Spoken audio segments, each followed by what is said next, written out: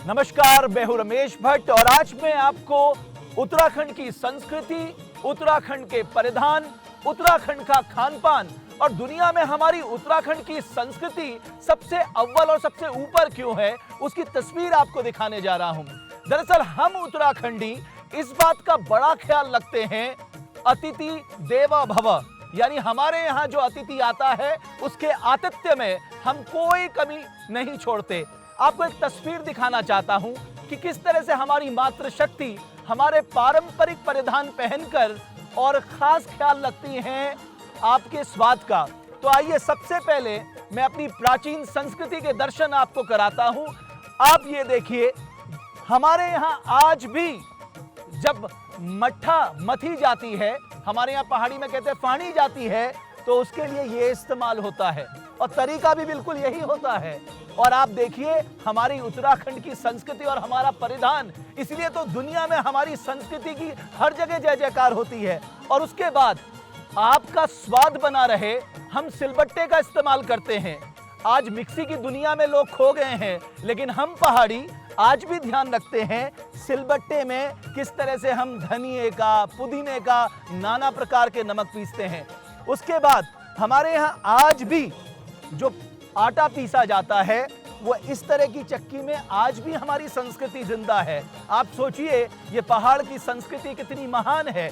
और उसके बाद मैं आगे ले जाऊं, हमारे यहाँ जब त्योहार होते थे तो हम जो धान कूटते थे, इस लकड़ी के, इसको हम ठेकी बोलते हैं और उससे बोलते हैं मूसल, उससे पीसते थे। तो आप सोचिए ये महान संस्कृति है हमारी देवभूमि उत्तराखंड की। और इसीलिए मैं अमूमन कहता हूं कि दुनिया में जितनी भी संस्कृतियां हैं, जितने भी परिधान है, लेकिन बात जब देवभूमि की आती है तो वो सबसे ऊपर होती है। और ये कार्य कर दिखाया है उत्तराखंड की एक शख्सियत ने, जो पहाड़ के प्रति बहुत प्रेम रखते हैं, राजेश खुगशाल साहब। राजेश जी, मैं आपको बहुत बधाई दूंगा। मुझे बहुत आनंद आया, आपने जिस तरह से हमारी संस्कृति और हमारे परिधानों का प्रचार प्रसार कर कर न सिर्फ आपने संस्कृति और हमारे परिधानों को बढ़ावा दिया है, बल्कि हमारी मातृशक्ति जो है आज स्वरोजगार की तरफ भी प्रेरित हुई है। कहाँ से ये आइडिया आपके दिमाग में आया? नमस्कार भट्ट जी। ये आइडिया भट्ट जी मेरे दिमाग में आया कि जब हम लोग शादी ब्याह में जाते थे तो पंजाबी अपने कल्चर को दिखाते थे, राजस्थानी अपने कल्चर को दिखाते थे, साउथ इंडियन लोग अपने कल्चर को दिखाते। तो मेरे दिमाग में आइडिया आया कि क्यों ना मैं अपनी जो कैटरिंग के माध्यम से अपनी संस्कृति को लोगों तक, और जो आने वाली पीढ़ी है वो केवल किस्से और कहानियों में केवल ये चीज़ ना सुने। तो मेरा जो प्रयास है उन लोगों को, उन बच्चों को इन चीज़ से रूबरू कराऊं कि हमारे जो हमारे पूर्वज थे, या हमारी दादी या हमारी माँ, वो कैसे चक्की चलाती थी, कैसे धान कूटती थी, और यही मेरा प्रयास है। आपका प्रयास सराहनीय है, लेकिन आपको लगता है कि अब समय आ गया है बैक टू बेसिक्स की तरफ जाने का? जिस तरह से हम परंपरा से हटकर आगे बढ़े हैं, न सिर्फ हमारे स्वास्थ्य में प्रतिकूल प्रभाव पड़ा है, बल्कि हम अपनी संस्कृति को कहीं ना कहीं पीछे छोड़ आए हैं। आपको लगता है इन सब दृश्यों को देखकर एक बार पुनः हमारे भीतर एक भाव जरूर जागृत होता है, क्यों ना वापस अपनी संस्कृति की ओर मुड़े?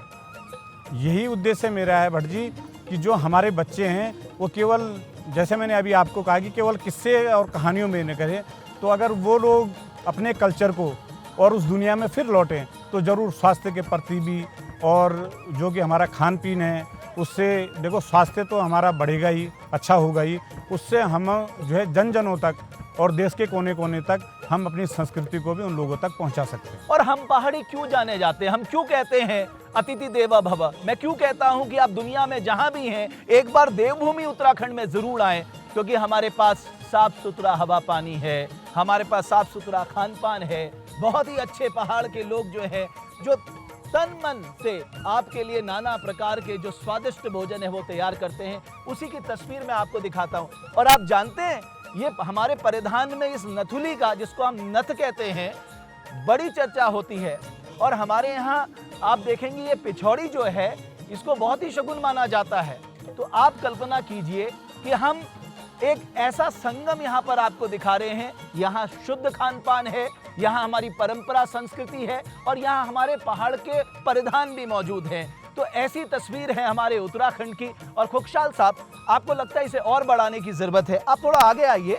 और मुझे ये बताइए कि थोड़ा और इसका विस्तार करने की जरूरत है ताकि देश दुनिया में भी हमारी पहाड़ी संस्कृति का डंका बजे, हमारे पहाड़ी खान पान का डंका बजे। हमको इसको आगे ले जाने की जरूरत है। जी जरूर भट्ट जी, मेरा प्रयास ये है कि हम लोग केवल अपने उत्तराखंड तक सीमित न रहे और पूरे भारत का, जो मेरी अपनी सोच है, मैं ये सोचता हूँ कि विदेशों तक भी हम लोग अपनी संस्कृति को आगे लेकर जाएं और लोगों को पता चले कि हमारी संस्कृति, हमारे पूर्वज थे, हमारे पुराने अपने जो है माँ थी, हमारी दादी थी, तो वो जो है उनमें जो है कितने प्रयासों से और कितनी मेहनत से हम लोगों को जो यहाँ अब देखिए ना, ये सिर्फ हमारी संस्कृति को बढ़ाने का मॉडल नहीं है, स्वरोजगार का भी एक अद्भुत मॉडल है। आप देख सकते हैं अब हमारे यहाँ भंगीरे की चटनी, जिसका आनंद आप कल्पना नहीं कर सकते, और उस भंगीरे में अगर पुदीना डाल दें, थोड़ा सा धनिया मिला दें या बाकी तरह के जो स्वादिष्ट हमारे यहाँ उत्पाद हैं वो मिला दें, आप कल्पना नहीं कर सकते, ये टेस्ट आपको दुनिया में कहीं नहीं मिलेगा।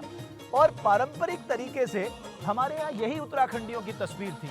हमें वापस लौटने की जरूरत है मित्रों, अपनी संस्कृति, अपने संस्कार, अपने परिधान, अपने पूरे पहाड़ी आवरण में आज वापस लौटने की जरूरत है ताकि हम गर्व से अपनी संस्कृति और अपने संस्कार को आगे बढ़ा सके। बहुत धन्यवाद खुशहाल साहब, मेरी बहुत शुभकामनाएं हैं और मैं ईश्वर से प्रार्थना करता हूं न सिर्फ हम देवभूमि उत्तराखंड की संस्कृति का प्रचार प्रसार हो, बल्कि हमारी मातृभूमि इसी तरह के स्वरोजगार के मॉडल को आगे बढ़ाएं। आप सबका भी बहुत बहुत धन्यवाद। लेकिन जाते जाते मैं एक निवेदन आपसे जरूर करूंगा कि हमारे परिधान, हमारी संस्कृति, हमारे संस्कार, हमारी पहाड़ी मूल विचारधाराएं, उनमें वापस लौटने की जरूरत है। अपनी बोली भाषा, इसमें आगे बढ़ने की जरूरत है, तभी हम गर्व से कह सकते हैं कि हमारी उत्तराखंडियत जिंदा है और हम देवभूमि उत्तराखंड में रहकर अपनी संस्कृति और अपने परंपरा का प्रचार प्रसार कर सकते हैं। बहुत बहुत धन्यवाद आप सभी का।